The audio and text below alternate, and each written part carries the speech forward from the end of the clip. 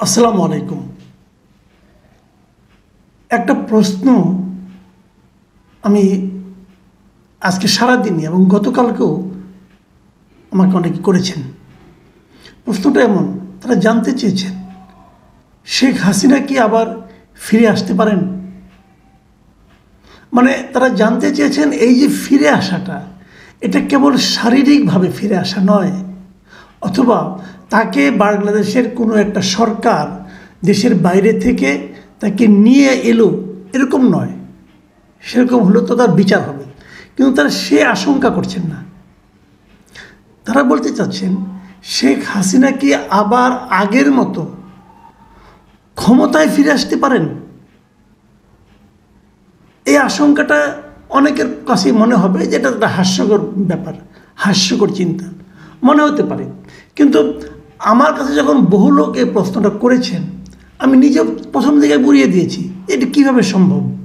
এরকম গণবিক্ষোভের মধ্যে যার বিদায়, এবং যিনি পালিয়ে গেছেন, বাংলাদেশের ইতিহাসে এর আগে কোনো সরকার প্রধান এভাবে পালিয়ে যাননি কাপুরুষের মতো। উনি পালিয়ে গেছেন। এরশাদও কিন্তু পালিয়ে যাননি, স্বৈরাচার ছিলেন, পালিয়ে যাননি। উনি নিজে আত্মসমর্পণ করেছেন, অথবা তাকে জেলে নেওয়া হয়েছে, উনি জেলে থেকেছেন, কিন্তু পালিয়ে যাওয়ার মতো কাপুরুষতা, কাওয়ার্ড উনি ছিলেন না। যে শেখ হাসিনা বারবার বলেছেন যে আমি কখনোই পালিয়ে যাব না, আমি মৃত্যুকে ভয় করি না, বড় বড় বাগাড়ম্বর যিনি করেছেন, তিনি শেষ পর্যন্ত সবচেয়ে কাওয়ার্ডের মতো আচরণ করেছেন এবং তিনি পালিয়ে গেছেন। দেখেন, ওনার পরিবারের সবাই কিন্তু দেশের বাইরে। মানে এই দেশটার প্রতি ওনার আদৌ কোনো মায়া ছিল কিনা এটা নিয়ে আমার সন্দেহ আছে। যাদের এক পা বাইরে থাকে তাদের দেশপ্রেম নিয়ে আমার সন্দেহ আছে। এটা নিয়ে অনেকে অনেক বিতর্ক করতে পারেন, ভাই করেন আপনারা, আমি আমার মতে অটুট।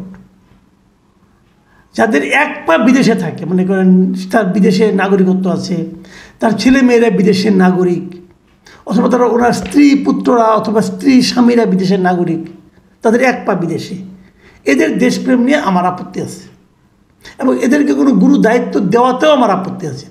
যাও তো, ওনার তো এরকম, ওনার সবাই বিদেশে, বোন বিদেশের নাগরিক, বোনের ছেলে মেয়েরা বিদেশের নাগরিক, ছেলে বিদেশের নাগরিক, মেয়ে বিদেশের নাগরিক, উনিও চলে গেছেন, ওনার তো কিছু সমস্যা নাই। কাজে উনি চলে যাবেন, এটাই স্বাভাবিক। কারণ উনি ওনার সন্তান পরিজনকে ভালোবেসে দেশকে নিঃস্ব করে দিয়ে, দেশটাকে ডুবিয়ে দিয়ে, দেশে তার নিজের দলকে ডুবিয়ে দিয়ে, নিজের পিতার ইমেজকে ডুবিয়ে দিয়ে উনি ভেঙে গেছেন, জাস্ট ভেঙে গেছেন। প্রশ্ন হচ্ছে তারপরে কি তার আসার সম্ভাবনা আছে, ফিরে আসার? হ্যাঁ, আমি কিন্তু গত দুদিনের কথা শুনতে শুনতে আমার কাছে কেন যেন মনে হচ্ছে যে বলা যায় না কিছু, চেষ্টা তো অন্ততপক্ষে হবে একবার। চেষ্টা কিন্তু হতেই পারে। চেষ্টা কিভাবে হবে, কেন হবে, সেটা আমি বলি।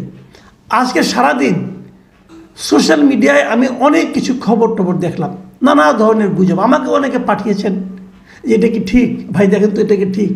কিছু আর্মি অফিসারের কিছু ফেসবুকে কিছু অথবা ইউটিউবে কিছু কথাবার্তা শুনছিলাম, আমি সেগুলি দেখছিলাম। এই যে একজন ছিল জেনারেল জিয়াউল হাসান, যিনি র্যাবেরই ছিলেন, যাকে নাকি রীতিমতো কসাই বলে অভিহিত করা হয়, এবং যেই নাকি গুম করার যে ঘটনাগুলো ঘটেছিল, উনি যখন র্যাবের চাকরি করতেন, লেফটেন্যান্ট কর্নেল ছিলেন, তখন থেকে উনি যে পরিমাণ হত্যার সঙ্গে জড়িত ছিলেন বলে নানা ধরনের কথা বিভিন্ন জনের মুখে শোনা যায়, তাকে কিন্তু আর্মি থেকে বরখাস্ত করা হয়েছে, বের করে দেওয়া হয়েছে।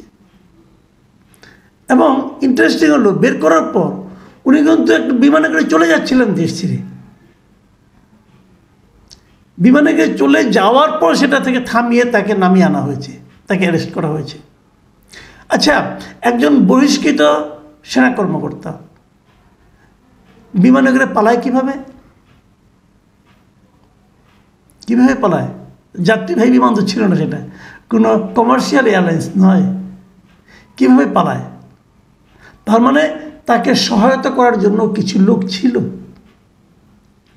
অনেক লোককে চেঞ্জ করা হয়েছে এর মধ্যে, বিভিন্ন গুরুত্বপূর্ণ পদে। এটা সবাই জানেন, একটা স্বৈরাচার যখন টিকে থাকেন তখন সে বিভিন্ন গুরুত্বপূর্ণ জায়গায় তার নিজস্ব লোকদেরকে বসান। পুলিশের, র্যাবে, আর্মিতে, গোয়েন্দা সংস্থায় বিভিন্ন জায়গায় তার নিজস্ব লোকজনকে উনি বসাবে। এটাই স্বাভাবিক, এটা সারা দুনিয়াতেই হয়, নিজস্ব লোকজনকে বসায়। পলিটিক্যাল গভর্নমেন্ট যখন থাকে, তার যে রাজনৈতিক দৃষ্টিভঙ্গি তার সঙ্গে যারা সামঞ্জস্যপূর্ণ তাদেরকে বসায়। তো এখানেও বসিয়েছিল। আমরা দেখেছি যে সরকার চলে যাওয়া মানে হাসিনা পালিয়ে যাওয়ার পর দ্রুততার সঙ্গে বেশ কিছু পদে কিন্তু পরিবর্তন এসেছে।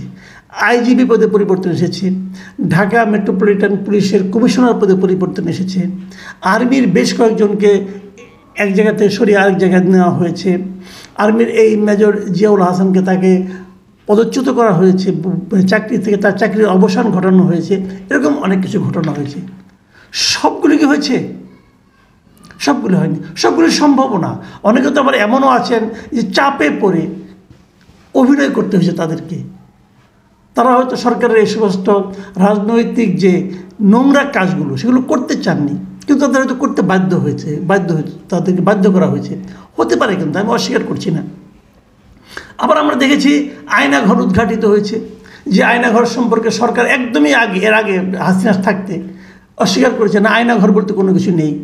বলা হয়েছিল, একটা রিপোর্ট হয়েছিল নেত্র নিউজে, তারা বলেছিল যে আয়নাঘর নামে একটা জায়গা আছে যেখানে নাকি গোপন বিভিন্ন গুরুত্বপূর্ণ লোকদেরকে নিয়ে ওখানে ঢুকিয়ে রাখা হতো। 7 বছর 8 বছর পর্যন্ত তারা ওই ঘরে বন্দি ছিল। তাদেরকে গ্রেফতার দেখানো হতো না, বন্দি করে রাখা হতো, টর্চার করা হতো, মেন্টালি টর্চার করা হতো। একজন ব্রিগেডিয়ার জেনারেল গোলাম আজমের পুত্র, তাকেও সেখানে 8 বছরের বেশি আটকে রাখা হয়েছিল।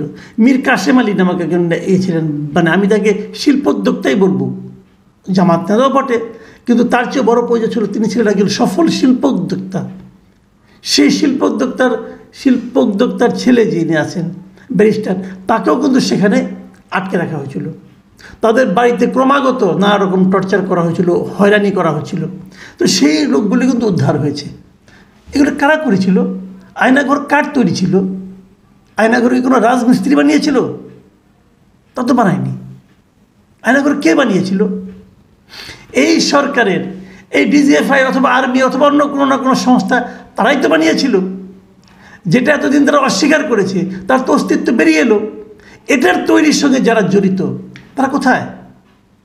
এই দেশে আছে। তো তারা কি আরেকবার চেষ্টা করে দেখতে পায়? তারা তো এদের ক্ষমতা ভোগ করেছে, এখন তারা কি আরেকবার চেষ্টা করতে পারে না যে আমি পৃথিবীর সব দেশে, যত দেশে বিপ্লব হয়েছে এবং বিপ্লবের পর যখন স্বৈরাচারী শাসককে পালিয়ে যেতে হয়েছে অথবা নিহত হয়েছে অথবা ক্ষমতাচ্যুত হয়েছে, সবসময় দেখা গেছে বিপ্লবের পর একটা প্রতি বিপ্লব হয়, অন্তত প্রতি বিপ্লবের চেষ্টা হয়। কাজেই যারা এই আশঙ্কাগুলি করছেন, আমি এগুলিকে কিন্তু একদম গুজব হিসেবে উড়িয়ে দিই না, আবার সত্য বলে মেনেও নিই না। কিন্তু আমি যে কথাটা বলি সেটা হলো, নতুন যারা এসেছেন, বিপ্লবের ফসল যাদের হাতে এখন, তাদেরকে আমি অনুরোধ করব যে আপনাদের কিন্তু সতর্ক হতে হবে। আমি ব্যক্তিগতভাবে এই পরিবর্তনের পক্ষে, এটা আমার ব্যক্তিগত অভিমত, হতেই পারে যে কারো একজন অভিমত থাকতে পারে।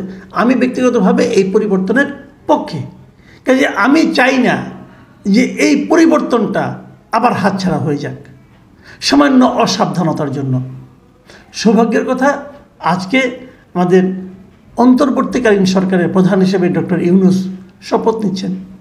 উনি দায়িত্ব নেবেন, উনি পুরো প্রশাসনকে নিজের হাতে নেবেন।